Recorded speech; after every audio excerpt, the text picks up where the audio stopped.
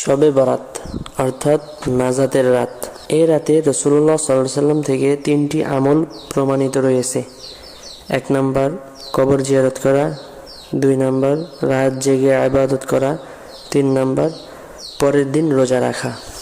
রাসূলুল্লাহ সাল্লাল্লাহু আলাইহি ওয়াসাল্লাম বলেন, যখন শাবান মাসের 14 তারিখ দিবাগত রাত আসে তখন তোমরা রাত জেগে আল্লাহর ইবাদত করবে আর তার পরের দিন রোজা রাখবে, কারণ সে রাতে সূর্য অস্তের পরেই আল্লাহ তাআলা সর্বনিম্ন আকাশে আগমন করেন আর বলতে থাকেন, কেউ আসো কি ক্ষমা চাইবার, যাকে আমি ক্ষমা করব? কেউ আসো কি রিজিক চাইবার, যাকে আমি রিজিক দিব? বিপদগ্রস্ত কেউ আসো, আমার কাছে মুক্তির প্রার্থনা করো, আমি তোমাদেরকে মুক্তি দিব। তারপর রাসূলুল্লাহ সাল্লাল্লাহু আলাইহি ওয়াসাল্লাম ইরশাদ করেন, সারা রাতই এইভাবে বান্দাদের উপরে আল্লাহর রহমত নাজিল হয়। হযরত আয়েশা সিদ্দিকা রাদিয়াল্লাহু আনহা থেকে বর্ণিত, তিনি বলেন যে এই রাতে রাসূলুল্লাহ সাল্লাল্লাহু আলাইহি ওয়াসাল্লাম কবর জিয়ারত করতেন। এই রাতের আরও অনেক ফজিলত আছে।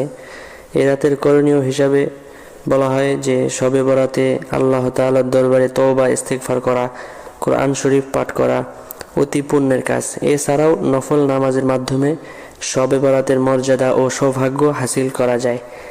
তবে নফল নামাজের জন্য বিশেষ কোনো নিয়ম নেই, যত রাকাত ইচ্ছা এবং যে কোনো সূরা দ্বারা নফল নামাজ পড়া যায়।